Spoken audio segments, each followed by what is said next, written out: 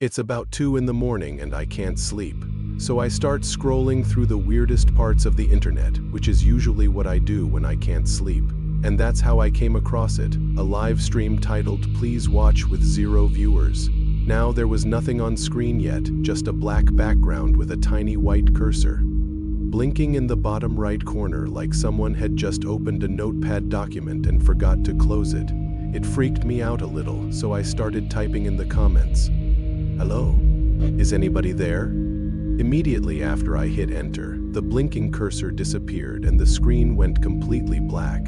Then I heard a noise, like the static of an old television being turned off and on again, and then I saw him. The camera wasn't mine, but it was pointed at me, filming me from somewhere above me. The room was pitch black except for the light from the computer monitor, which was casting the faint glow of a desktop background onto my face. In the middle of the screen, a man appeared, or rather he was already there. But I hadn't noticed him because he was tied up and hanging upside down from the ceiling. His legs were secured to either side of the monitor, forcing his feet to hang past the edge of my desk. His shirt had been cut open and a length of electrical cord was wrapped around his neck. He was breathing heavily, clearly terrified, somehow. Despite being upside down, he was managing to stare directly into the lens of the camera. "Hello," I said, and then I stopped because he was looking right at me. Hi." When I tried to move away from the camera, he made a strangled noise and reached out towards me. "Hi," I said again. "Are you okay?" The man shook his head slowly, making the cord creak against his throat. "Please," he rasped, and then he was speaking directly to me.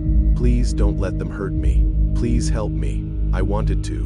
I had no idea what was going on, but I started reaching for my phone to call the police. But before I could, the feed disappeared. I figured it was some kind of weird prank, but it freaked me out. So I went back to bed. But when I woke up the next day, I couldn't get it out of my mind, wondering who he was and what was going to happen to him. I told myself it was probably some kind of weird, messed up joke, but the fact that nobody had commented on the stream made me think that it might have just been a weirdo messing around.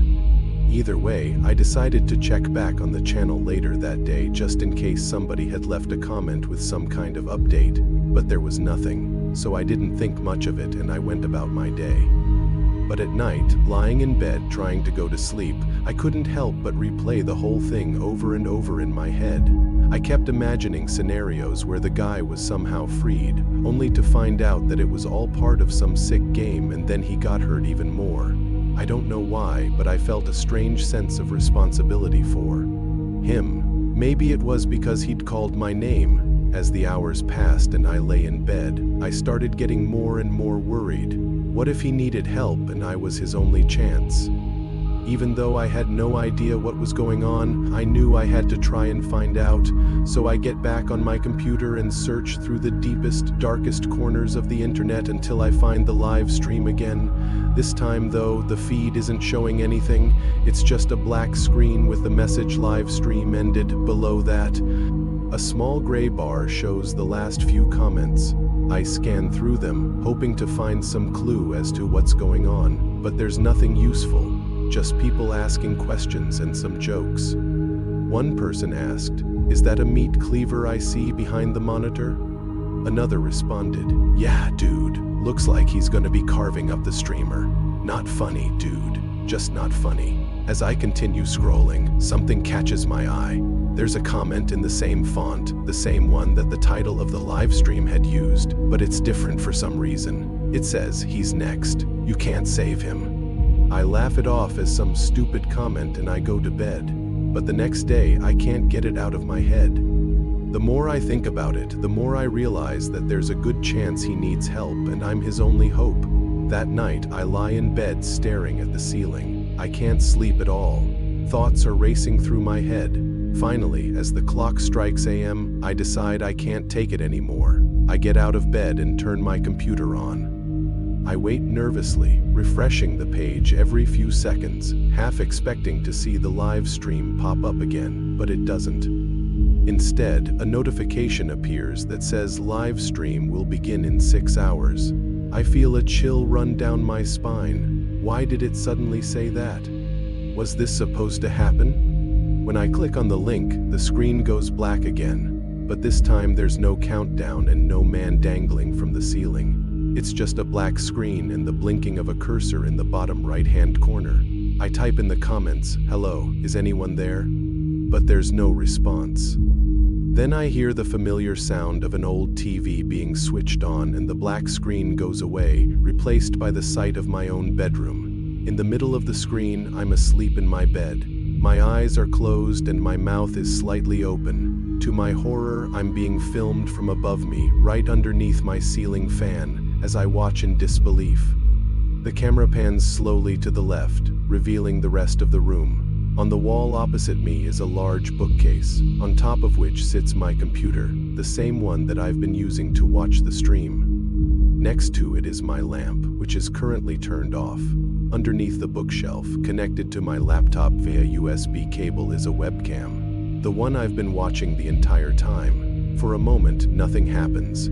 I don't move. I can't move. I just lie in bed watching as the minutes pass. Suddenly, I jolt up right in bed. The camera shakes as I thrash around, knocking my laptop to the floor. The screen goes blank.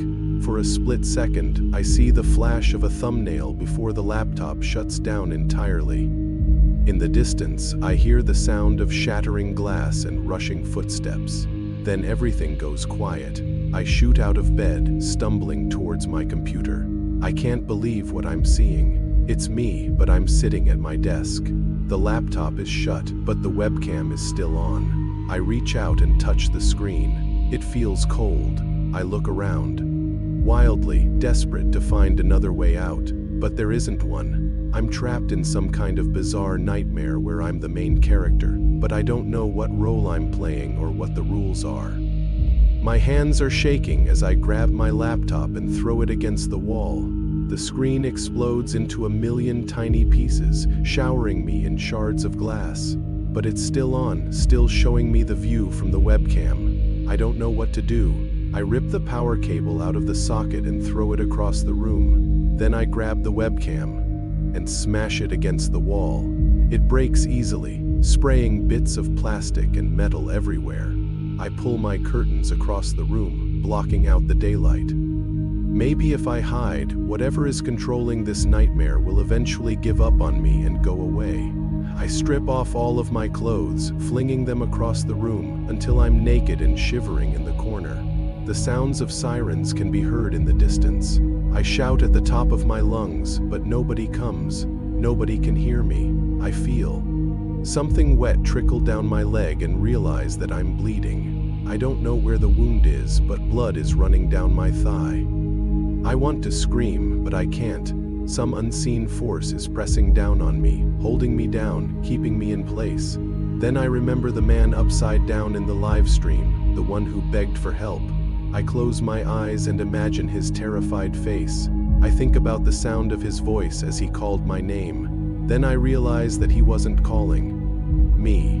He was calling out, hoping that anybody would answer. But nobody did.